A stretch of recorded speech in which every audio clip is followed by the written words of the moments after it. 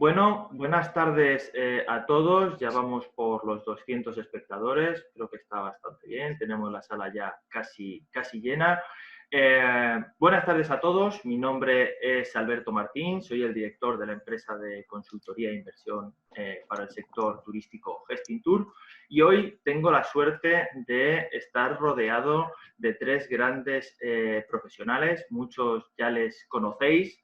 El primero es María Tarraluki, Global Development Manager, Director and Vicepresidente, ¿no? ¿Es correcto? Bueno, sí, Vice President de Meliá Hotels International, sí. Perfecto. Javier de Villanueva, Development Director de España y Portugal. Y Gonzalo Carpintero, Vicepresidente de Operaciones EMEA y de transformación de Meetings and Events. Buenas tardes a los tres. Muchas gracias. Buenas tardes. Hola, buenas tardes. Muy bien. Sigue cargando los asistentes. Vamos a ver. Perfecto. Bueno, quiero explicar primero cómo va a funcionar esta mesa redonda. Esta mesa redonda vamos a dividirla en 4 bloques. El primer bloque de ellos va a ser la perspectiva del mercado que tienen nuestros ponentes y sus marcas. Vamos a hablar también en un segundo bloque de la evolución de los modelos de gestión, desde el alquiler, contratos de management, franquicia, pasando para un tercer bloque en el cual hablaremos de la importancia de la marca en entornos altamente competitivos y un cuarto bloque que será el bloque de preguntas. Os invito a todos a que dejéis vuestras preguntas en el apartado que tendréis todos los espectadores en la parte inferior donde pone preguntas y respuestas y las iremos contestando en la medida de lo posible porque veo que ya está echando humo. Así que, bueno, vamos a comenzar con ese primer bloque que hemos hablado de la perspectiva del mercado. Creo que la pregunta es obligada, ¿no? Creo que os la habrán hecho mucho estos días. ¿Cómo veis la situación a día de hoy? Podéis pediros la pregunta el primero que quiera. Bueno, si quieres, en la parte nuestra, somos varios los compañeros en la call que tenemos exposición al mercado asiático. Una de las cosas que vemos en Europa, nosotros teniendo hoteles en operación en prácticamente todos los países de Europa continental y Europa del Este, pues es básicamente lo que yo creo que todos estáis sufriendo en el sector, en el mercado español. Para que os hagáis una idea, de los 280 hoteles que tenemos 250 hoteles entre lease y gestión, tenemos cerrados 180 ahora mismo. Los que no están cerrados es porque el gobierno no ha permitido cerrar, como el caso de Suecia, o porque hay algún dueño todavía muy concienzudo que cree que todavía puede sacar algo de dinero. Esa es la situación para abril. Para mayo vemos una situación muy similar a la de abril, sinceramente. Algunos gobiernos están volviendo a pedir abrir, como pues el caso de Noruega y los países nórdicos, pero no tenemos ocupaciones de más del 5 al 6%. Si nos fijamos un poco en el verano, nosotros estamos contemplando ocupaciones en ningún caso mayores al 30%. Es verdad que luego María y seguro que Javier tiene alguna exposición más en el mercado español. No tenemos parte vacacional relevante, pero pinta muy mal. Con la parte asiática, pues un poco lo que veis, podéis ver en los reportes que manda STR. La ocupación en Beijing y en Hong Kong está recuperándose en lo que si hacemos el equivalente sería dentro de unas 5 o 6 semanas en torno al 20-25% de ocupación en esas dos ciudades, con todo lo que quiere decir, ¿no? Al final, digamos que están un poco dopadas. Pero bueno, la tendencia implica que hasta final de año no vamos a recuperar ocupaciones superiores al 50%. Yo creo que es algo bastante razonable, visto lo visto. Y mucha incertidumbre, lo hablamos otro día, no sabemos lo que va a pasar con pasaportes inmunológicos, con restricciones de viaje y mucho foco en el mercado intranacional, que es distinto que internacional. Así paso mi respuesta a cualquier otro de los compañeros. Es un poco mi punto de vista. Bueno, si me permitís, a ver, yo creo que realmente estamos muy bien viviendo un momento sin precedentes a nivel global dentro del sector turístico y a nivel global en todos los sectores. Nos encontramos en un momento en el que tiene un factor de globalidad inmenso, porque no solamente afecta pues, a España, sino que afecta a todos los países medianamente globales y además grandes países emisores para el sector del turismo en general. Y además con un gran componente de incertidumbre, como decías antes, donde es muy difícil hacer predicciones. Nosotros, como compañía, tenemos hoteles en Asia, por lo tanto, llevamos viviendo esta realidad desde el mes de enero, que empezaron a cerrar y poner todas las restricciones en China. En China realmente hicieron una restricción completa y ha habido 2 meses desde el confinamiento hasta el momento de la apertura del mercado. A fecha de hoy, más o menos para que os hagáis una idea, casi el 90% de los hoteles en China están abiertos, si bien la ocupación va entre un 20 y un 40%, depende de las ubicaciones. Pero sí que es verdad que tampoco creo que sea, es un ejemplo, pero tampoco creo que sea el ejemplo perfecto para lo que pueda pasar en Europa, ¿no? Yo creo que a nivel de la globalidad de esta crisis, está viendo diferentes países que están abriendo en diferentes momentos sus fronteras, con diferentes regulaciones, con diferentes procesos, lo que hace que realmente, quitando lo que digamos el turista doméstico, el que está dentro de tu territorio, que más o menos puedes controlar, el resto viene heredado de lo que pueda pasar fuera, ¿no? Entonces, realmente hay un factor que afecta mucho al turismo, que es que los grandes países emisores de turismo, como puede ser China, Estados Unidos, Inglaterra, Alemania, tienen restricciones de viaje severas, lo que significa que no viajan entre ellos y por tanto afecta a otros países que quizá el coronavirus no es tan potente. Y luego depende muchísimo de las medidas que puedan estar afectando a los diferentes gobiernos. Entonces, por ejemplo, nosotros la visión que tenemos para España era empezar, o la idea era empezar a abrir paulatinamente a partir del mes de junio los hoteles con una visión mucho más al turismo doméstico que al turismo internacional.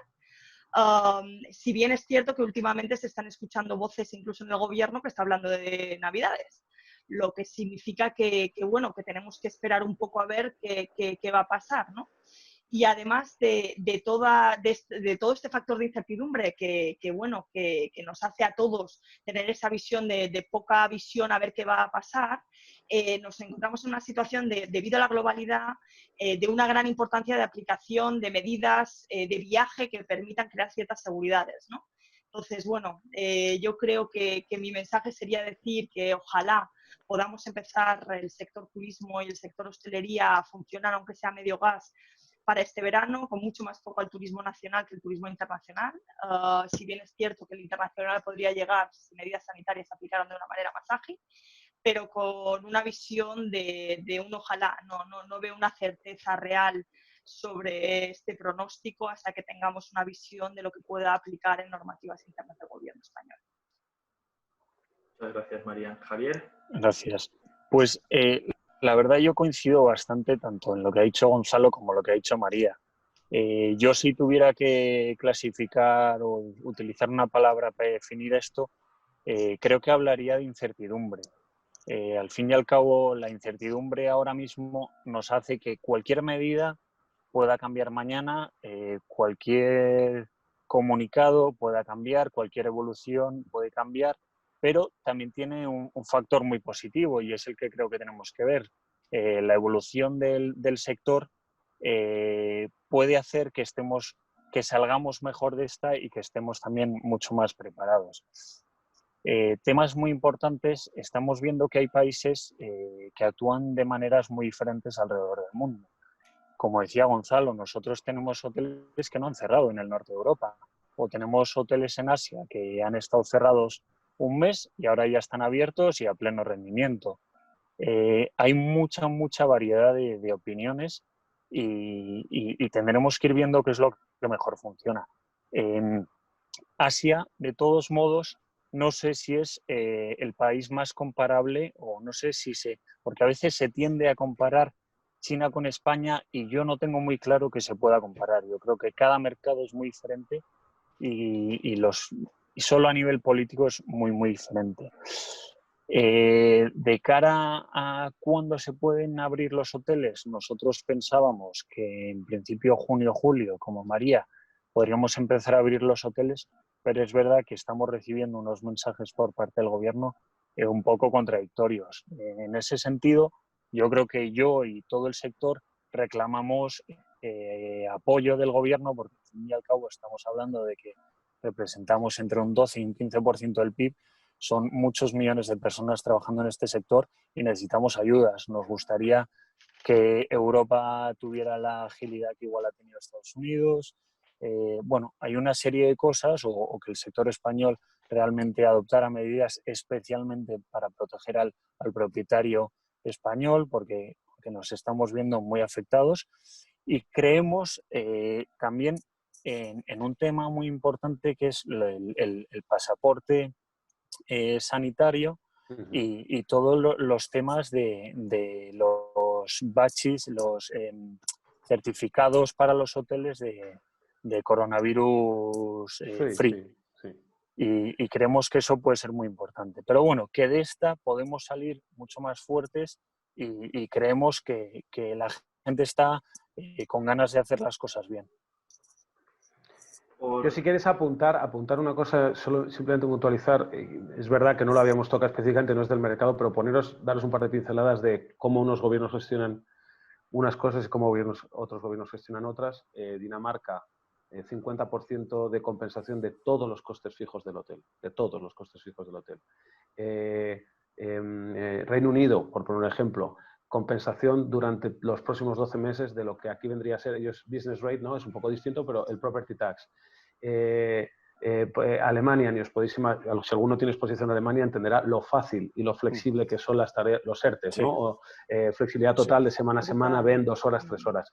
Hay muchos temas que se están haciendo mejor, más allá de que sean economías más saneadas, son ideas que ni siquiera se han puesto aquí encima de la mesa, ¿no? He visto alguna pregunta que va relacionada a temas de fuerza mayor y tal, luego la podemos tratar, pero vamos, definitivamente yo creo que falta, y es verdad que tengo la suerte en este caso de verlo como espectador, el caso de España, porque tenemos poca exposición desde Radisson, mi anterior compañía totalmente, y soy bastante conocedor desde NH, pero es bastante preocupante ver que un sector con tanto peso no tiene una política decidida, razonable y alineada con otros países que básicamente nos están llevando a la delantera. Exacto. Yo, sí, en línea de lo que estás comentando, que me parece una gran aportación, yo creo que realmente tenemos que tener en cuenta que el turismo para este país representa el 14,8% del PIB, que 13 de cada 100 empleados que hay en España están relacionados directamente con el turismo. Y si ya nos vamos a medidas indirectas, como puede ser el deporte, como pueda ser espectáculos y otro tipo de actividades anexas a la gente que viaja por el turismo, te podrás ir a más del 50% de la población. Es que es una cosa impresionante, lo que significa que es un sector tan importante para la economía de este país que deberíamos realmente empezar a tomar medidas serias de apoyo a la industria. A la industria no solamente hablamos del tema de la hostelería, hablamos de hostelería, hablamos de restauración, hablamos de pequeñas, medianas empresas y grandes empresas. Porque si una gran empresa cae, caen todas las empresas pequeñas y medianas en cadena en un círculo vicioso. Entonces, realmente estamos viendo como compañía acciones muy potentes de apoyo a esta industria en otros países, como en Estados Unidos, en Alemania, bueno, prácticamente en todos los países estamos teniendo un apoyo realmente importante que lamentablemente es difícil encontrar en estos momentos en nuestra situación geográfica. Y creo que es algo que desde aquí, como personas que trabajamos en la industria, deberíamos hacer un llamamiento e intentar empezar a poner un poquito de apoyo en algo que nos puede sacar de esta crisis mucho antes o mucho después. Totalmente. Totalmente de acuerdo. Antes de indagar un poco más en vuestra área en concreto, sí que hemos hablado un poco del mercado nacional, como la relevancia que va a tener. Y en los últimos años ese mercado nacional se ha visto afectado por un agente nuevo, que son las plataformas como puede ser Airbnb. Y si últimamente además también se está hablando de que esa recuperación va a pasar porque los apartamentos van a gozar de la preferencia de los turistas, ¿no? ¿Cómo creéis que afecta un player como Airbnb y la oferta de apartamentos? Pues si quieres, en este tema, es verdad que nosotros tenemos apartamentos en otras partes del mundo y siempre, pocos, pero siempre asociados al hotel. Aquí lo más importante que yo veo aquí es que estos apartamentos tienen que ofrecer confianza a los clientes que van a venir a España.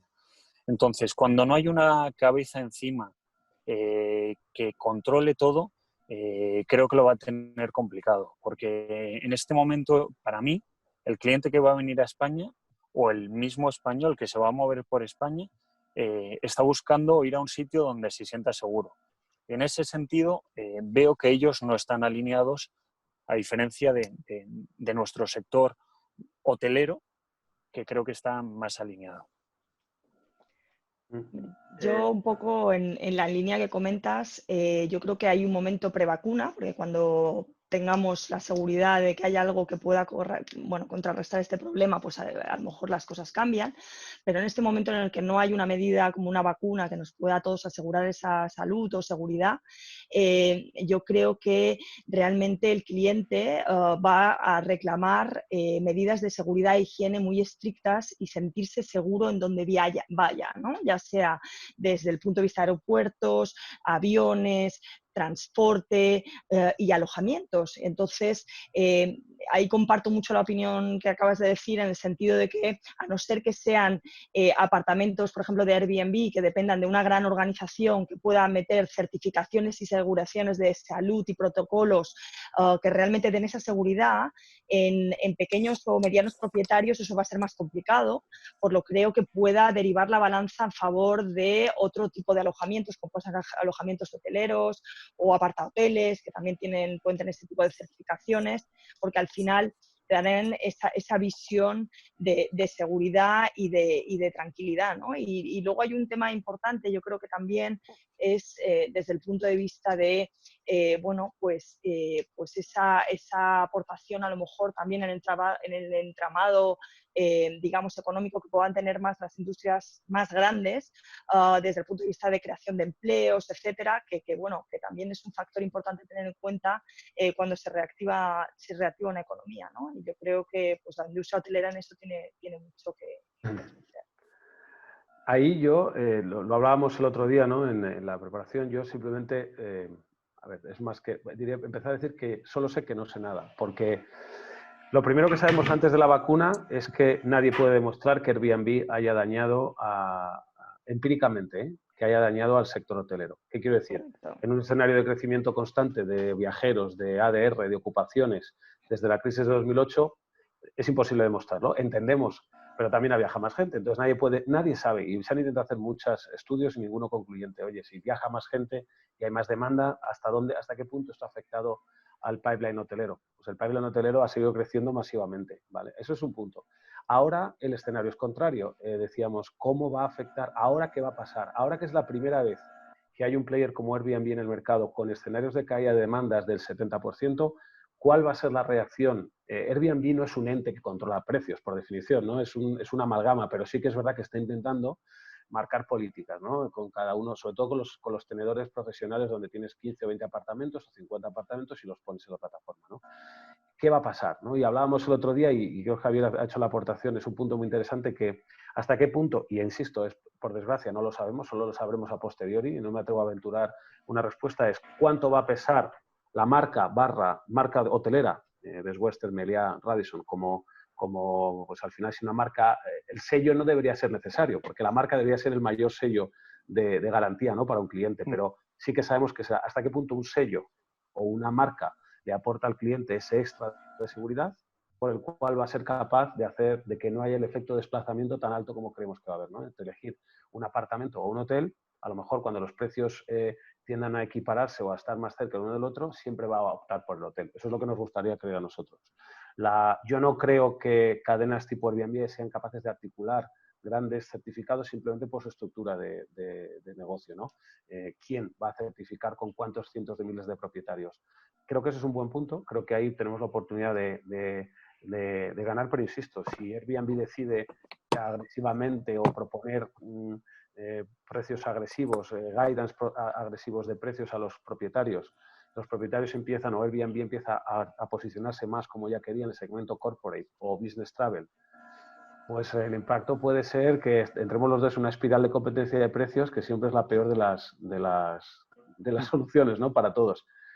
Con lo cual, expectante, yo creo que habrá también, lo hablamos el otro día, un efecto de desplazamiento hacia mercados tradicionales de real estate, al alquiler tradicional, ¿no? Algunos propietarios pensarán que ya no les compensa tener en Airbnb el activo y sí tenerlo en el alquiler tradicional, por aquello que hoy han experimentado lo que nunca habíamos visto, que es me quedo sin cash flow, ¿no? Hasta ahora estaba muy contento porque tenía hipotecado mis 2 o 3 pisos y lo tenía en Airbnb, y ahora me encuentro con 3 hipotecas que cubrir y no hay ingresos en Airbnb, con lo cual vuelta al alquiler tradicional parece una medida interesante.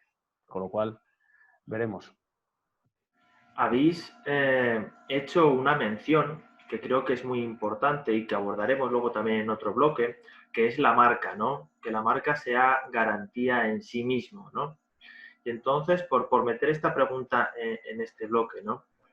¿Cómo interpretáis que la situación actual pueda apoyar al crecimiento de vuestras marcas? No sé, bueno, perdón que no sé si me he vuelto a colar yo ahora, No, no sé si por quieres Dios. poner tú, no sé si Dale, quieres dale. poner tú un orden, Alberto, Nada, pero habla, bueno, Javier. o sea, yo creo que voy a ser breve, así no.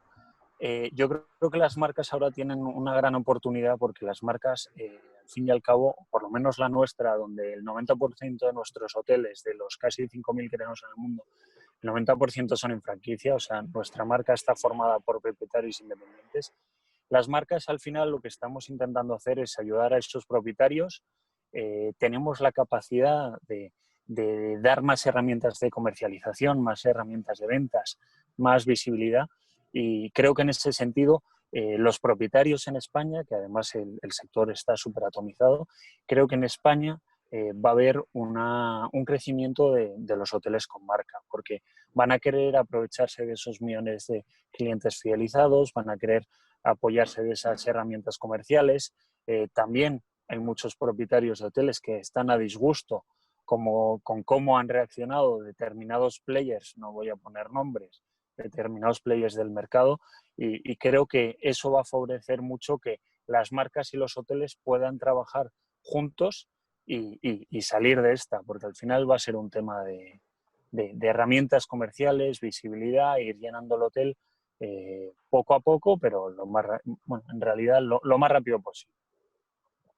Hombre, totalmente de acuerdo. Yo creo que en España es uno de los mercados donde tenemos una atomización bastante alta del sector hotelero, donde hay muchos hoteles independientes. Y yo creo que además lo que ha pasado ahora, que viene después también de algunas situaciones de crisis bastante fuertes en el sector vacacional, con la caída de un gran player como fue Thomas Cook, está demostrando la gran necesidad de una diversificación en la distribución.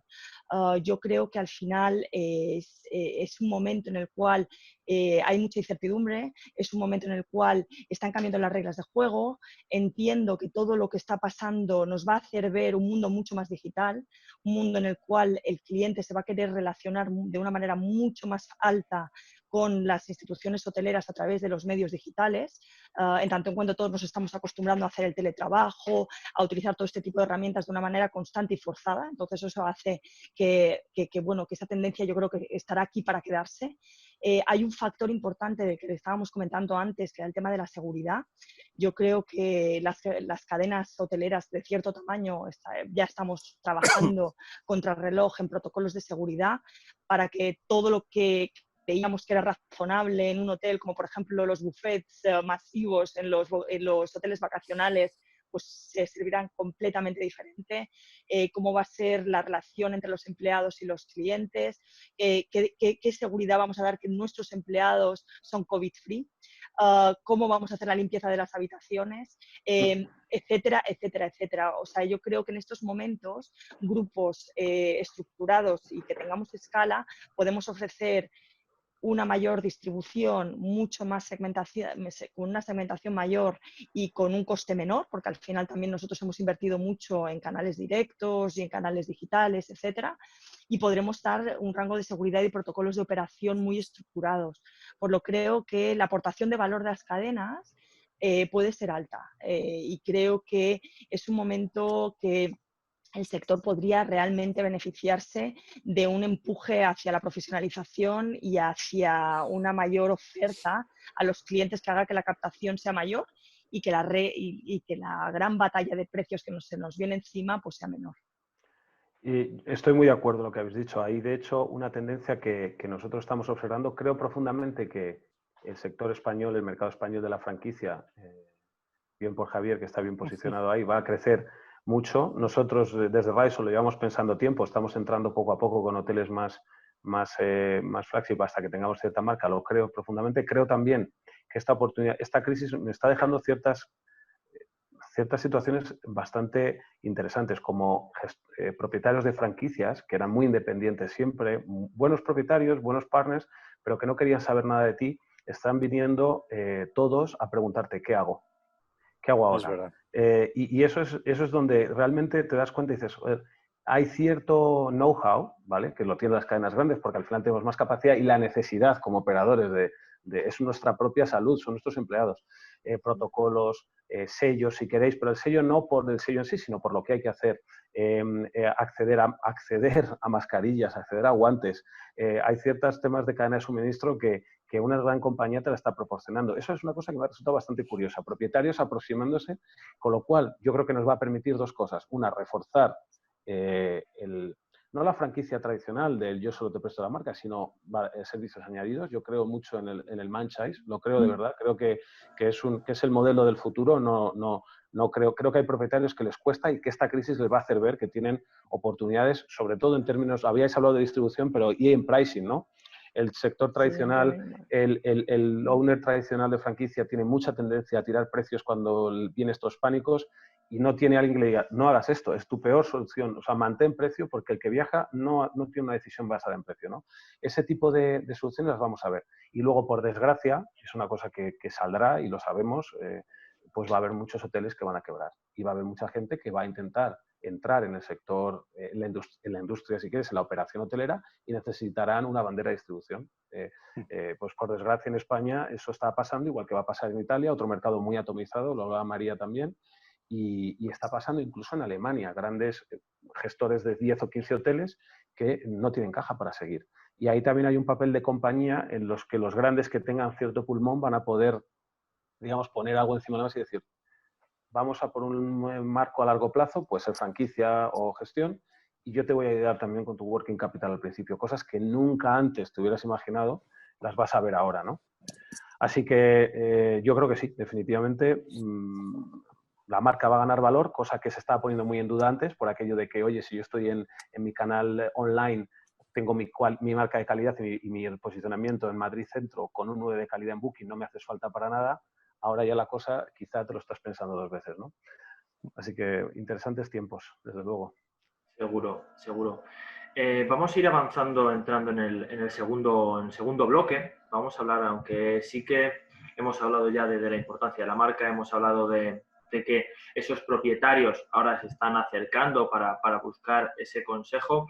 Y aquí os voy a intentar hacer una doble pregunta. Por un lado, si esto va a ser de verdad un punto de inflexión y no es una circunstancia en la cual esos propietarios por esa necesidad se acerquen a solicitar ese consejo porque tienen una situación muy complicada y todos sabemos que tenemos una memoria muy, muy corta muchas veces y luego volvamos a las andadas. Y por el otro lado, hablando de esas empresas que pueden pasar dificultades por no cubrir el working capital o sus necesidades operativas de fondos,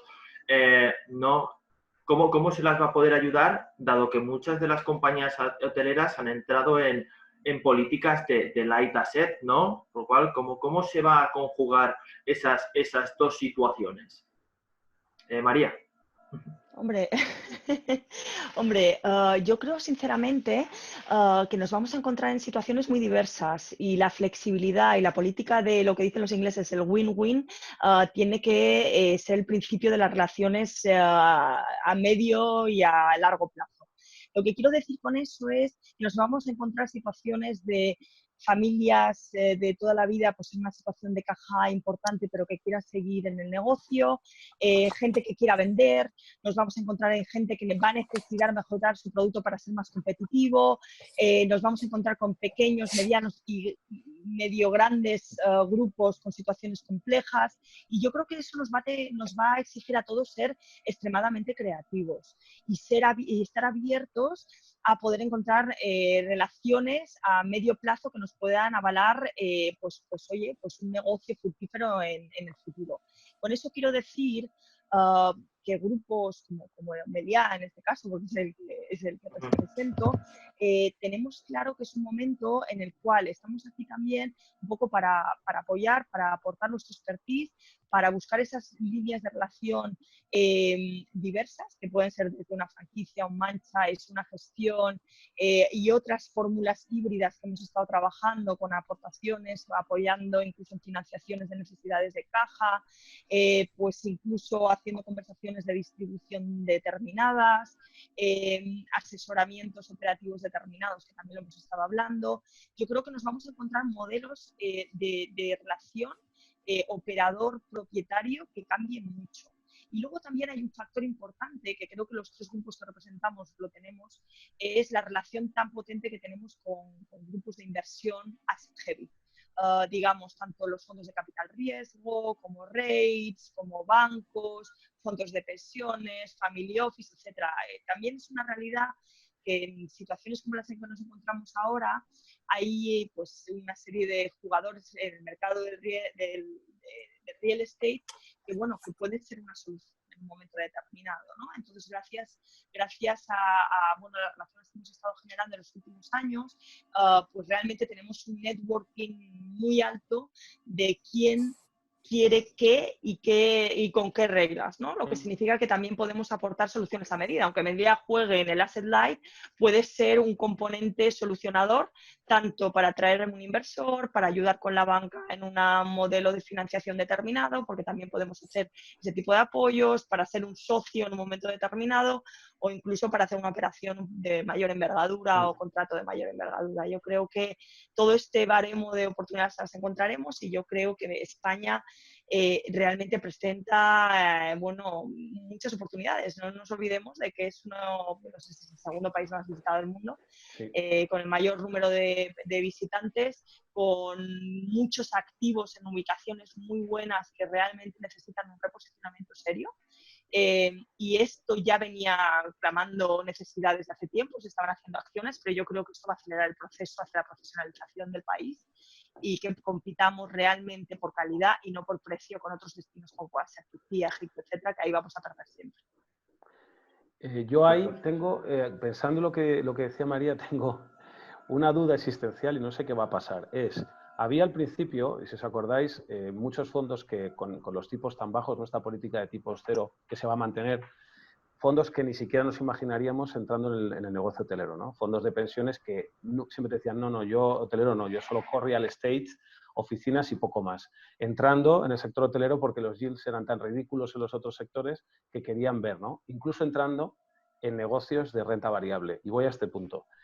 Estamos viendo, desde luego, y para mí es un poco la gran incógnita. Después de esta crisis, que va a durar de en torno a un año, fondos que habían entrado en el sector hotelero, que no era su core, me parece a mí que van a salir muy escaldados. Fondos que habían entrado en esquemas de renta variable van a salir muy escarmentados. Y mi punto aquí, lanzo también una pregunta ahora que le toca a Javier, es ¿cómo creemos, hasta qué punto va a afectar, por un lado, este miedo a la renta variable que se va a originar? Porque cuando vas a una caída tan brutal, la gente vuelve a retraer y dice, oye, yo prefiero un mínimo garantizado, o sea, que un fijo, incluso si tengo que bajar, prefiero este esquema, no me hables de nada más, ¿no? Y luego la posible salida de ciertos inversores que había mirado al sector hotelero, vuelta a lo que hacían tradicionalmente. Es verdad que hay mucho dinero en el mercado, que los tipos de interés están muy bajos, pero no podemos descartar esto porque ya estamos viendo algunos fondos de pensiones temblando, ¿no? Y al final ellos reportan a sus boards, ¿no? Y no pueden explicar qué está pasando con los ingresos de rentas que se han quedado a cero, ¿no? Con unos mínimos que habían gestionado, unos mínimos garantizados bajos. No sé, Javier, ¿tú qué piensas? Pero vamos, yo veo aquí una tendencia un poco confusa. Sí, efectivamente, comparto contigo bastante. Además, yo con mi pasado en BNP, en banca, veo un momento de incertidumbre, como decíamos antes, de que no vemos claro cómo van a reaccionar determinados fondos de inversión que nunca habían invertido en hoteles, fondos de inversiones que habían huido de España. Pero yo lo que veo aquí es muchas oportunidades porque va a haber, y también volviendo a lo anterior, estamos en una evolución diaria ahora. Entonces, esa gente que apostó por la renta fija y no por la renta variable, igual está dispuesta a renegociar sus contratos, que creo que eso es muy positivo. Esos que tenían renta variable, ahora igual están contentos, pero igual se dan cuenta que el día de mañana se tienen que poner un pequeño fijo para garantizar, pues yo que sé, esos fondos más soberanos. Creo que todos estos players van a ir variando sus estrategias, haciéndolas más flexibles, porque creo que el sector cada vez va a ser más flexible. Y creo que eso es muy positivo, porque nos puede ayudar en el futuro. Dicho esto, ahora, el otro día leí un informe diciendo que ahora los fondos de inversión oportunistas van a llegar a España, se van a comer todo otra vez. Yo no veo eso esta vez. Esta vez creo que, bueno, primero los bancos están reaccionando de otra manera, el dinero es muy barato, los fondos de inversión están dispuestos a entrar dando préstamos, financiación alternativa, están dispuestos a colaborar con los propietarios españoles, porque además creo que se han dado cuenta que los operadores españoles no son nada malos.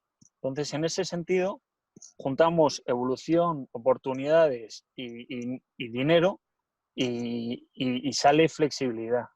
No sé si te he respondido mucho, porque igual es Sí, un poco amplio, totalmente. pero... Yo sé, María, tu opinión después que ha sido la primera, pero esta pregunta porque sí que creo que es la clave. Yo voy por ahí y me ha gustado tu punto sobre financiación alternativa, que eso no existía antes. Es correcto, eso es un punto muy relevante que quizá veamos otras maneras, ¿no? Lo decía María, de financiar proyectos que hasta ahora en hoteles ni se contemplaban, ¿no? Totalmente. Y además hay un factor que yo creo que es muy importante de ver, que en la pasada crisis, que yo preveo, bueno, que fue mucho más largo que lo que nos estamos enfrentando ahora, espero, el sector turístico se recuperó a un ritmo del 38%.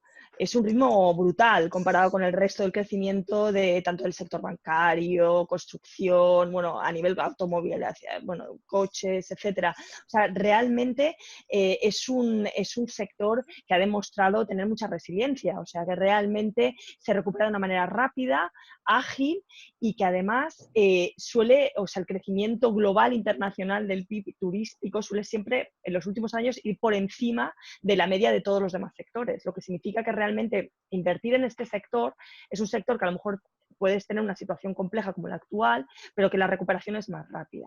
Con eso quiero decir que realmente yo por lo menos las llamadas y el prospecting un poco que hemos hecho con diferentes fondos y diferentes players en el mercado, hay mucho apetito para invertir en el sector hotelería en concreto, no solo en España, sino a nivel global y en principal también en el sur de Europa.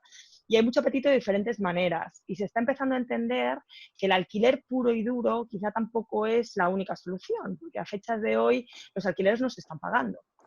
Estamos en situaciones de fuerza mayor, gobiernos están levantando las obligaciones de pago de estos sistemas y además son sistemas poco digamos, buenos para ambas partes, porque en épocas de bonanza el que gana es el que está como arrendatario, porque realmente es el que está gestionando pues, el upside del contrato. Y en épocas como ahora, que lo que tienes que hacer es reducir tus costes al máximo porque no hay ingresos, tienes un coste fijo que no puedes asumir. Entonces, yo creo que vamos a ver mucha tendencia hacia modelos variables de asset light, incluso de players, operadores en los que jugaban muy fuerte en el alquiler, por ejemplo. y yo creo que eso es una necesidad del mercado. Yo creo que tenemos que acercarnos. Tampoco soy partidaria de gestiones que estrangulen a una propiedad, pero sí que tenemos que encontrar un punto intermedio de estos tipos de modelos. Perfecto. Por ir entrando en el tercer bloque, aunque me he quedado con una pregunta, me la voy a quedar ahí, que es ese cambio de modelo que siempre he creído que había en el mercado nacional, de esa renta fija a la variable. Vuestras opiniones me dejan un poco en ese punto intermedio, pero vamos a entrar en el tercer bloque, que es la importancia de la marca en escenarios de alta competitividad o alta competencia, ¿no? Sí que es cierto que muchos establecimientos van a pasar por problemas, que yo soy partidario de que las marcas ayudan en muchas de las áreas clave del desarrollo del negocio hotelero, pero una tendencia a la concentración no va a generar demasiada estandarización en el sector, cuando hasta hace nada estábamos hablando de personalización, de hiperpersonalización. Yo, si quieres, por la parte más de operador, que ahora me toca, voy a hacer una cosa. ¿Cuánta gente estamos en la call? Ahora mismo hay 207 personas. Bueno, pues... no. Pues, 297, perdón. Bien, muy bien. Pues voy a decir esto, que no es muy políticamente correcto lo que voy a decir. Te lo matizo por eso. Hay dos partes, hay dos partes que creo que son, he oído un poco como dice, no tomadura de pelo, pero un poco bullshit, que ha sido una, lo de la personalización de la experiencia, simplemente no porque no queramos, es un mantra, pero realmente la personalización y la estandarización son cosas opuestas. Y luego, seamos todos sinceros, hablabas de estandarización. Las marcas no son tan estándares a nivel de producto como en un principio puede parecer, simplemente por un motivo esencial. Ni a la marca le interesa perder oportunidades buenas porque un hotel no cumple estrictamente los requisitos de marca, tanto en tamaño como en otro tipo de requisitos. Y luego, seamos también sinceros, muchas de las marcas o mucho de la tendencia de la marca es crear precisamente una plataforma. Yo creo que ahí Best Western también tiene varios ejemplos. Lo que quiero decir es que al final una reflexión que se nos ha quedado antes, yo creo que habíamos hablado muy claramente de lo que es una marca ligada también a la operativa del negocio, es decir, a asegurarte que ciertas cosas pasan. Yo creo que mucha gente, la gente que está en el día a día de las operaciones lo sabe, pero otra gente no es consciente de la obsesión que hay por la seguridad, de safety and security en los hoteles, y más ahora, pero son realmente dignas de elogio si tú ves la cantidad de checks que tiene que hacer un equipo de hoteles a lo largo de un día, ¿no? Eso está muy bien y eso no te lo da ni una cadena pequeña, por desgracia, o un hotel independiente. No pueden ser muy buenos operadores, pero no te dan ese marchamo. Creo que hay un tema que no se nos puede olvidar. Yo creo que la recuperación que dice María, yo creo que va a ser, como ella dice, quizá un poco más tardía para algunos sectores, donde la marca te puede ayudar es en la distribución B2B. Y yo creo que la distribución B2B hay dos grandes patas, obviamente. Está el transient, que es el corporativo, que yo creo que es el que primero va a volver a viajar, sin duda, y ahí un hotel pequeño no te da la ventaja, es decir, las empresas que más van a poner a la gente a viajar son las empresas que tienen acuerdos corporativos. Eso es una ventaja fundamental, que el pequeño propietario que está muy enfocado en España al leisure transient, ¿vale? Al viajero no lo ve, pero lo va a empezar a ver, decir, oye, mi mercado, el único mercado que se mueve es viajeros de negocios, y estos, los primeros que los cogen son las grandes marcas, ¿no? Ese es un punto. Distribución inteligente de eso, ya no existe muy poco ya el last room available, la tarifa fija, ya estamos yendo hacia tarifas dinámicas, con lo cual el propietario tampoco se tiene que ver realmente dañado por distribuciones o por acuerdos corporativos grandes. Eso es importante porque muchas veces los propietarios se asustan, ¿no? ¿Y tú tienes una tarifa fija con esta cuenta? No. Estamos yendo hacia tarifas dinámicas con descuento. Y la parte de meeting and events, que yo creo que aunque se vaya a transformar, yo no soy tan pesimista con esta parte. Creo que simplemente vamos a ver una contracción en el principio y luego un cambio. Vamos a ver mucho pequeño o gran meeting que se reparte en varias localizaciones, ¿no? Y usando como un network de meetings, donde nosotros estamos aquí en Madrid conectados con otro espacio en otra localización de Europa o del mundo, ¿no? Donde la marca en concreto es la que te facilita el entorno para que puedas ejercitar ese network meeting. O sea que yo pienso que la marca como distribución en B2B o B2B2C también va a ser fundamental y creo que esto es un tema que se abrirá ahora, ¿no? Durante un año dudo que veamos mucho international travel, por desgracia, salvo que tengamos una buena, me gusta la positividad de María, tengamos una vacuna en noviembre, ¿vale? Vamos a ser muy positivos. Entonces, probablemente o el pasaporte sanitario. o el pasaporte sanitario, efectivamente, y entonces sí. puede cambiar, pero yo creo que lo que más vamos a ver va a ser business travel, y eso las marcas tienen la delantera. Muy bien. Dado la hora que es, y por no robaros y manteneros un poco en el planning de tiempo que teníamos, vamos a pasar al cuarto bloque, porque estoy viendo que hay muchísimas preguntas que son bastante interesantes y me quedo para empezar con esta, porque creo que además vuestra perspectiva, vuestra visión global nos va a resolver mucho. ¿Qué opináis del posicionamiento exterior de la marca España? Algunos medios internacionales están lanzando mensajes bastante alarmistas. Bueno, evidentemente nos pregunta sobre la recuperación, pero os quiero preguntar sobre cómo creéis que va a afectar esta situación en la marca España cuando ciertos países, incluso Trump, la está mencionando en todos sus discursos como un ejemplo a no seguir. ¿Creéis que esta imagen va a calar en el turista y que puede provocar pues, que el crecimiento en ciertos mercados emisores sea más lento? A ver, yo, si me permitís, realmente creo que es importantísimo para recuperarse la atracción hacia España por el sector turístico, que empecemos realmente a hacer acciones de crear una España segura. Es decir, que realmente demos una imagen que del cliente que entra dentro de nuestras fronteras es un cliente que tiene una visión de seguridad.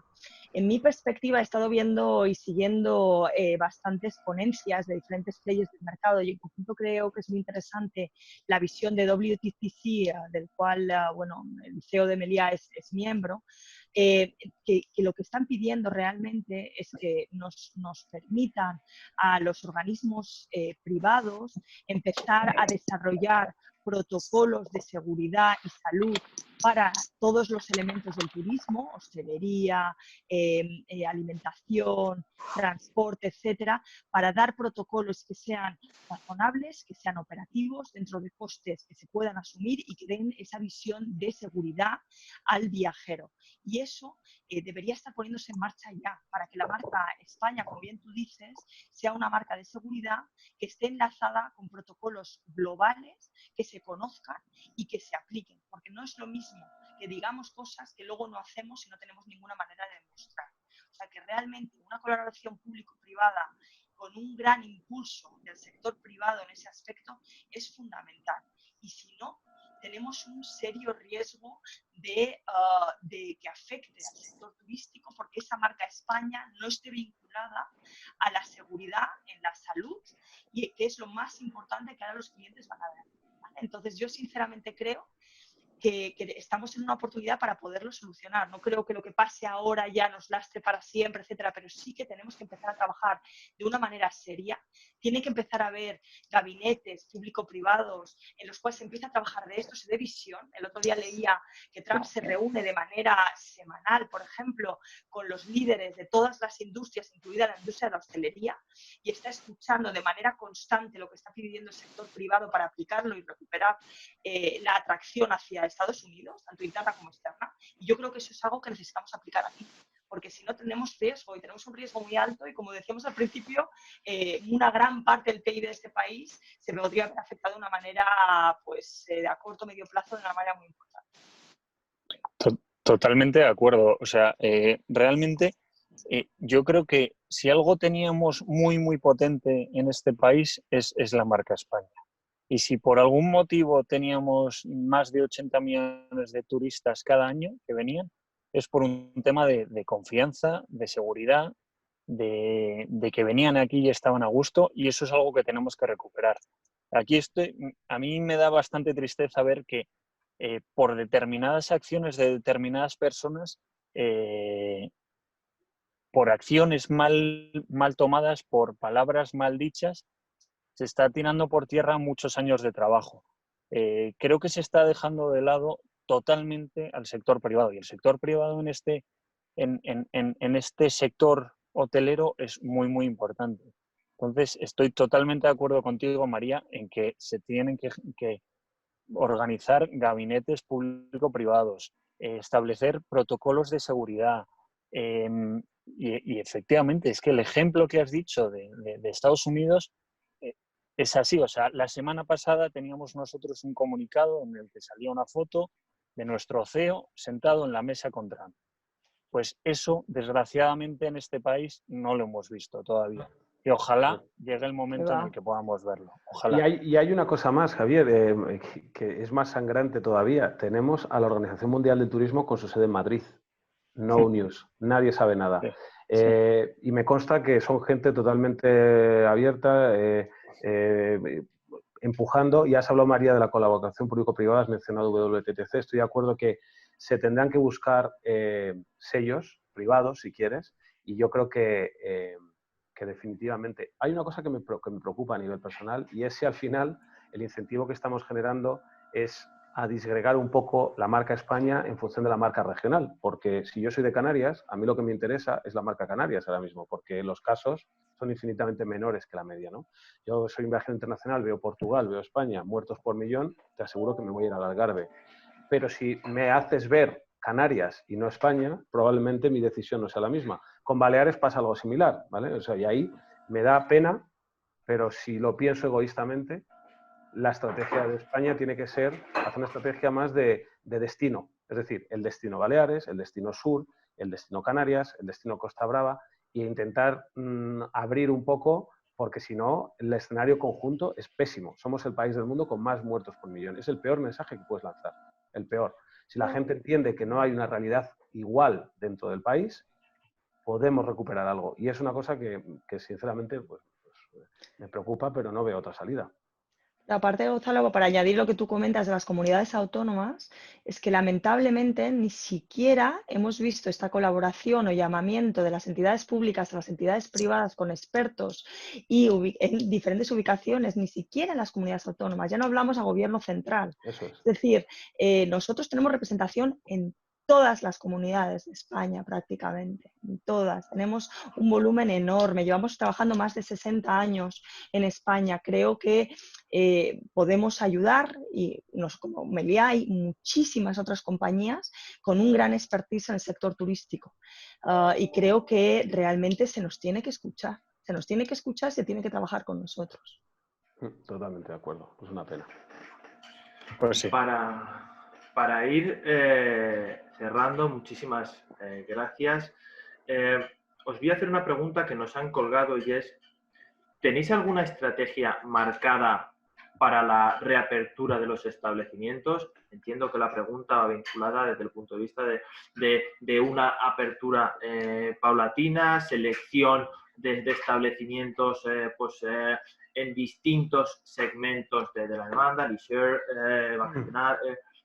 ¿Tenéis alguna estrategia planificada? Nosotros, la principal estrategia que tenemos es una estrategia dirigida al cliente. O sea, al final nos estamos centrando principalmente en protocolos de seguridad, protocolos de limpieza, mejores prácticas, apoyo a los hoteleros, formación a empleados. Creemos nosotros que esa es la principal medida a tomar. Luego es verdad que hay diferentes estrategias en función de las ubicaciones, pero para nosotros lo más importante es el tema de la seguridad de aquellos clientes que vayan a nuestros hoteles y que nuestros propietarios estén cómodos y estén abiertos a que se vuelva a la normalidad lo antes posible. Nosotros la verdad es que estamos trabajando en diferentes tipos de estrategias. Hay una muy ligada a tener cierta visión dentro de esta incertidumbre sobre cómo puede funcionar la demanda, es decir, cuánta demanda podemos tener para saber cuántos hoteles vamos a abrir, en qué ubicaciones y si vamos a abrir todo dentro de los hoteles, ¿no? Estamos trabajando de una manera muy proactiva en definir una actualización de los estándares y los servicios y los hoteles en realidad en base a una visión un poquito a ciegas que tenemos a fecha de hoy de cómo se puede comportar, hablando con todos los players grandes del mercado, con las diferentes cuentas con las que trabajamos, bueno, con todas las líneas de distribución que solemos tener. Eso es uno de los factores muy importantes dentro del grupo de análisis. crisis. Otro es, como bien comenta Javier, ligado totalmente a temas operativos, que tenemos que servir al cliente desde el punto de vista de seguridad y de salud para crear esa confianza en los hoteles, y qué cosas tenemos que cambiar para generar esa seguridad, aun cuando queremos seguir teniendo pues esa visión de sostenibilidad. Por ejemplo, el otro día en la llamada que tuvimos nos ponía un ejemplo de que Meliá ha decidido quitar todos los plásticos de los hoteles, y por en tanto, en cuanto tomó esa decisión, pues todo el tema de amenities cambió y había muchos amenities compartidos en envases permanentes que se iban rellenando. Eso ya es algo que pues probablemente eso no va a poder funcionar, ¿no? Entonces ahora estamos viendo dentro de un criterio de sostenibilidad, porque no queremos desandar lo andado, el hacer pues aproximaciones unitarias de un solo uso de elementos que puedan dar este tipo de seguridad.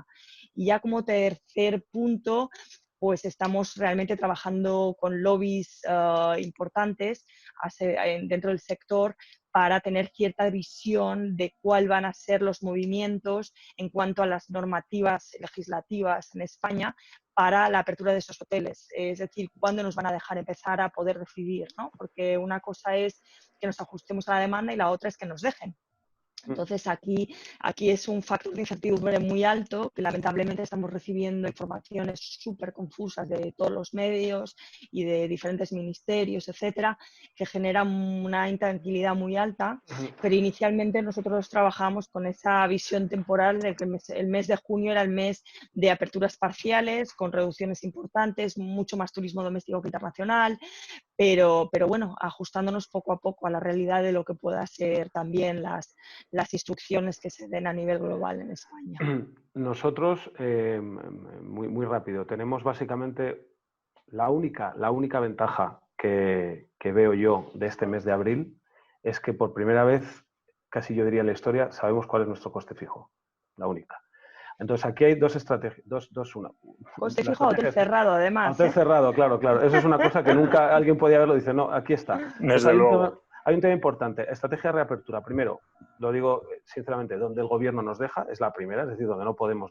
Una segunda, hasta qué punto las ayudas al empleo se mantienen. Por suerte, en Europa, prácticamente hasta final de año y casi seguro hasta octubre, todos los países importantes están manteniendo las ayudas, me refiero a desempleo temporal, con lo cual sí que puedes optar por un staff absolutamente variable y tendente a adoptarte. A partir de aquí podemos calcular nuestro coste de equilibrio, ocupación de equilibrio, el break-even. Yo creo que a partir, con las ayudas del gobierno, insisto, es importante, a partir de un 7% de ocupación, un 10%, merece la pena abrir el hotel. A partir de ahí, estrategia de reapertura, pues nosotros, como a todas las compañías estarán haciendo, un checklist inmenso de reapertura que trabaja desde mantenimiento preventivo, rehacer Legionela, porque claro, cuando un hotel se cierra, otras muchas cosas hay que comprobar. En diferentes niveles, están los nivel 1 y 2 y 3, ¿no? Es decir, tú empiezas a abrir cuando no tienes un caso de COVID, pero puedes abrir cuando todavía la zona es de riesgo y luego tienes el caso de que te pueda hacer una reinfección en el hotel. Todos esos protocolos se fijan en 3 niveles y se tratan por cada departamento, ¿no? Muy estrictamente. Eso es algo completamente nuevo y que estamos forzando. Y eso es una de las cosas que las marcas pueden imponer, ¿no? Y luego añadir pues, terceros que nos ayuden a asegurar que eso se cumple. ¿Vale? Reforzar el trabajo con nuestros partners. Pero me parece muy importante el trabajo previo de reapertura, no debería mencionarlo, cosas de mantenimiento. Es decir, hay mucho riesgo en la reapertura de los hoteles cuando no haces bien tu trabajo, de poder encontrar problemas, no precisamente por el COVID, sino por otro tipo de problemas sanitarios, ¿no? Y luego la formación a los empleados, como decías, lo decía Javier muy bien, fundamental. Nosotros estamos trabajando con tecnologías nuevas, hay compañías como Tipsy, como Red Lobster y otras compañías que tienen plataformas digitales de formación y podemos adelantar la formación a nuestros empleados en casa. Esto es algo también muy novedoso, que hablo de empleados de línea, es decir, gente que tradicionalmente toda su formación era face to face y con el jefe de departamento, pues podemos adelantarles protocolos, reforzarlos, hacer gamificación, pues oye, intentar entender si han entendido bien con preguntas, respuestas, oye, ¿sabes qué tienes que hacer cuando llegues al hotel? Tomarte la temperatura a la entrada y la salida del turno.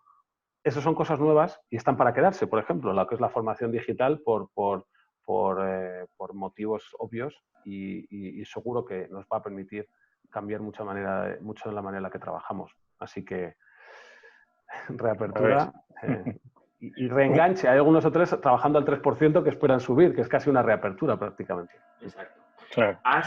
Una única cosa, perdón Alberto, que es verdad que yo me he centrado menos en qué hoteles abriríamos, porque nosotros en España y Portugal solo tenemos franquicias y no tenemos la potestad de decir si un hotel se abre, si un hotel se cierra.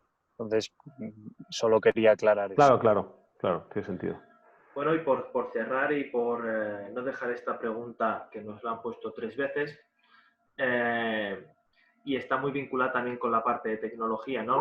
En el caso ahora del escenario de apertura, las estrategias de distribución y venta van a ser muy importantes. En vuestros casos tenéis grandes programas de fidelización, por lo cual tenéis unos CRMs potentes para poder hacer llegar vuestras ofertas a todos vuestros clientes.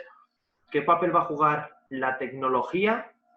Y sobre todo desde el punto de vista quizá a lo mejor de la intermediación o desintermediación con las OTAs, fruto de que, bueno, pues algunas, como sabéis, han jugado algunas malas pasadas a ciertos hoteleros. Gonzalo. Ok. A ver, yo creo, por desgracia, que no va a haber tanto cambio en el futuro en lo que es la proporción del negocio que viene a través de OTAs. Yo creo que sí que hay una oportunidad, si quieres, de establecer... A ver, si eres capaz de conectar emocionalmente más con ciertos clientes que van hoy a los hoteles, porque al final la gente pues lo notas en las respuestas que te dan online, ¿no? Hasta que les des una bolsa de desayuno les supone joder, qué esfuerzo han hecho por ponerme el desayuno en una bolsa, ¿no? Porque hemos tenido que cerrar los restaurantes en sitios como Estocolmo o como tal, ¿no? Y si consigues que el cliente establezca una cierta relación más sentimental con tu marca, puedes hacerle entender que hay un cierto valor añadido en el canal directo.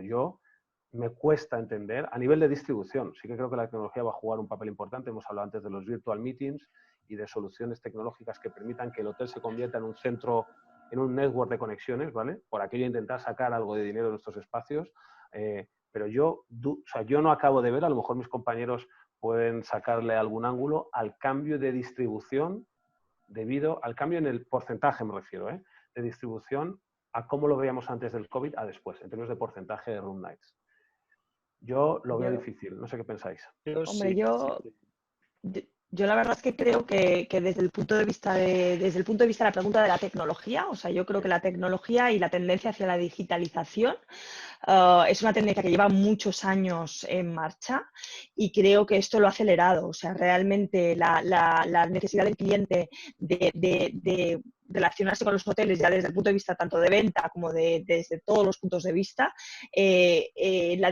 la tecnología ahora va a jugar un papel incluso más importante del que ya empezaba a jugar. Y eso yo creo que es algo que ha venido para quedarse. O sea, no va a ir a menos, sino que va a ir a más. Desde el punto de vista de la distribución como tal y la digitalización y quizá los canales propios de las cadenas hoteleras, yo creo que realmente la diversificación de los diferentes canales está la opción más adecuada. Yo creo que las diferentes cadenas tenemos canales directos muy potentes que están demostrando tener un éxito alto y que van muy vinculados sobre todo a los loyalty programs, ¿no? Los programas de fidelización que hacen que, bueno, que nuestros clientes estén durante más tiempo. Normalmente el cliente fidelizado suele gastar más, suele volver, suele tener una serie de atributos adicionales que es interesante desde el punto de vista de propietario hotelero, que eso es muy interesante y es un factor diferenciador a favor de esos canales directos de las compañías gestoras, de esos canales como podría ser Meliá. Pero es verdad que, bueno, que otros canales, como pueda ser la operación online, las OTAs, bueno, los diferentes canales que hay en el mercado, incluso la operación tradicional en algunos destinos, seguirá existiendo. Y yo creo que seguirá existiendo y como tal es importante seguir teniendo, bueno, pues lo que digo, sistemas de distribución que flexibles y adecuados. Y yo creo que lo que puede ofrecer realmente una cadena hotelera es que te puede conectar a todos los canales, a los tuyos propios que son normalmente el call center y tu .com, que suelen ser canales muy importantes y muy potentes, pero al mismo tiempo tiene capacidad de negociación muy potente con esas OTAs, que hace que, bueno, al final tú puedas tener situaciones de prioridad cuando hay unos buscadores que te buscan porque tienes comprados unos puntos superiores que si eres un hotel independiente, tienes acuerdos más privilegiados con la operación tradicional, al mismo tiempo te ayudan en los destinos cuando puedes en situaciones complejas. Con lo que quiero decir con todo esto es que realmente te puede ofrecer una diversificación mayor y una llegada mayor a todos los clientes que pueda haber en el mercado. Yo diré... estaba Sí. Javier, que veía que sabía... Dale, Javier, que veía que... No. Yo, bueno, si quieres, respondo muy rápidamente a lo que comentabas. Yo, y aquí, perdóname, pero te voy a llevar un poco la contraria, porque sí que creo que las grandes marcas, y sobre todo, o sea, las marcas en general en España, si van a tener más fuerza en el mercado, van a tener más capacidad de fortalecer sus canales de distribución. Al final, y entonces ahora enlazo con un poco con lo que es la tecnología dentro del grupo BWH. Para nosotros lo más importante al final es el club de fidelización. Al final, en el club de fidelización tenemos en torno a 45 millones de clientes fidelizados y hacemos un marketing dirigido, hacemos una segmentación de clientes y aprendemos de cada uno de los clientes que va a cada uno de los hoteles. Eso nos da muchísimo poder y hace que luego, cuando vemos la entrada de clientes de un hotel, analizamos los diferentes canales de distribución, podemos observar que a nivel mundial de media tenemos más de un 45% que proviene por el club de fidelización. Luego ya por nuestros canales a veces incluso llega al 70%. Entonces, sí que nosotros creemos firmemente en el análisis de cada cliente que duerme en tu casa, de tal manera que consigas que ese cliente pueda repetir, ¿vale? Entonces, nosotros invertimos muchísimo en toda esa tecnología. Incluso tenemos una universidad del grupo BWH donde damos formación a empleados, incluso en temas de segmentación de clientes o incluso de analizar el comportamiento de los clientes. Dicho esto, además... bueno, dime, perdón, No, Gonzalo. dale. Termina, por favor. Y por acabar, dicho esto, ¿se oye mal? Ahora se te oye bien. Que dicho esto, además, bueno, la verdad es que me he perdido, perdón. No, hablabas de enseñar a tus empleados la segmentación de clientes, enseñar en la universidad que estabais enseñando a vuestros empleados segmentación de clientes. Sí, que dicho esto, además, creo que la situación actual de poca confianza en OTAs o turoperadores puede apoyar que la gente vaya a canales de distribución más seguros. Pero bueno. Yo, a ver, me encantaría creeros, y eso es lo bueno, que yo tengo ganas de creeros. Lo que creo es que hay, por un lado, una visión de tecnología. Voy a poner solo a puntillar dos cosas que creo que no hay. Por un lado, la tecnología. Yo creo que, siguiendo con lo que decías del cliente, puedo ver una oportunidad en tanto en cuanto, y no hay ninguna compañía que lo tenga todavía bien desarrollado, es si eres capaz de hacer un verdadero canal de engagement a través del viaje del cliente. Hablamos de chatbots, inteligencia artificial. Si eres de verdad capaz de enganchar al cliente desde el momento que hace la reserva web hasta la estancia, y para ahí hay muchos temas y muchas restricciones tanto de GDPR como del propio conexión. Si eres capaz de hacer eso, podrás ganar al cliente porque se sentirá mucho mejor entrando en tu canal directamente, pero porque le añades un valor, que es, oye, mira, he hecho una reserva en la web. Totalmente. Y en un WhatsApp conecto y digo, mira, llego en una semana, por favor, me gusta una habitación con vistas, ¿no? Estamos trabajando en eso nosotros, no somos la única cadena. Es muy complicado todavía porque incluso las más grandes de las más grandes no han sido capaces todavía de alinear muy bien entorno PMS con entorno CRM. No me gustaría engañar a nadie, esto no ha pasado. Y otra de las cosas que creo que siempre se nos olvida es que insistimos mucho en la distribución, y esto, Alberto, es un tema importante. Cuando lo realmente relevante para un dueño es el mix de ADR, porque sinceramente el dueño lo que quiere es el mayor TREFPAR neto de comisiones, y no le importa, o sea, le vendemos la web, bueno, ¿cuál es mi TREFPAR neto de comisiones? Y en el mix está la verdad, por así decirlo, ¿no? Antes María decía asset light, asset right, ¿no? O sea, no nos importa. Yo soy también agnóstico en términos de canal. ¿Qué quiero decir? Yo siempre voy a intentar empujar por mi canal. ¿Pero por qué? Porque el mix hace que mi dueño, que mi propietario pague menos, pero no seamos ingenuos. Muchas veces el canal OTA es el que más ADR me está dando en una situación determinada. ¿Cómo le voy a decir yo al propietario que no voy a potenciar ese canal, si es el que más ADR neto le está trayendo. Entonces, el pricing, ya había una pregunta, creo que es más importante a veces que la distribución, y en ese sentido las compañías hoteleras tienen muchísimo más que ofrecer que ninguno. Nunca ningún hotelero, y esto es algo que, claro, el hotelero a veces es difícil porque la tecnología avanza a pasos agigantados, y un revenue manager ya te está trabajando prácticamente como con tecnologías, pues hablamos de pricing, Duetto, ideas, miles de datos, ¿no? Big Data. Esto un pequeño hotelero, cuando se intenta explicar, te mira como diciendo, ¿qué me estás diciendo? Sí, te puedo añadir valor simplemente cambiando tus estructuras de precios. Olvídate de decirle a tu gente cuánto vale una habitación al día. Todavía hay gente que hace esto. Oye, me mueves el precio del viernes, pero señor, ¿qué estoy diciendo? No mira ni la curva de demanda. No, que yo sé el precio que tengo que poner, ¿no? Y alguna cadena grande todavía se maneja así, no diremos nombres. Pero creo que esa parte no se nos debe olvidar. Donde la gran cadena añade valor es en el revenue management. Y yo creo que esto es un tema que sale cuando a un propietario le dejas que vea tus sistemas. Nosotros estamos ofreciendo gratis nuestro Revenue Management Center a los franquiciados durante un año. No hay ninguno todavía que no siga. Ninguno. Porque el impacto en RevPAR es realmente considerable, ¿no? Y bueno, y luego te beneficias de un núcleo de gente muy profesional en esto España. Y nosotros vamos a traer el Revenue Management desde Raison a Madrid. España tenemos un lujo de gente, de profesionales en el sector y de revenue managers en concreto muy buenos. Yo diría que de los mejores que hay en Europa están en España. Entonces yo por eso digo que más precio y menos canal, si puedo resumirlo de alguna manera, ¿no?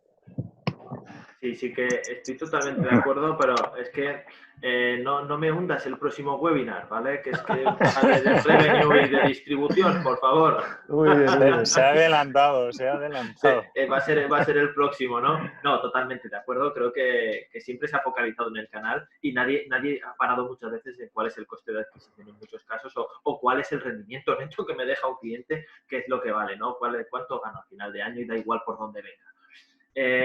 Bueno, con esto finalizamos por hoy. Quiero daros las gracias encarecidamente de mi parte, de parte de Gestintour y seguro que de parte de los 237 espectadores que quedan ahora mismo. Decir a toda la audiencia que desde Gestintour estamos a vuestra disposición para ayudaros en la selección ya sea de marca como estas tres grandes marcas, como de todas las líneas de actuación que podéis tener para buscar esa viabilidad dentro del negocio en una época de gran incertidumbre.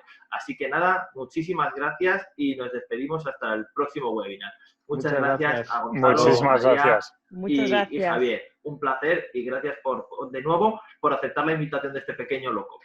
Gracias. Un placer, gracias. Adiós a todos. Adiós, chao. Adiós.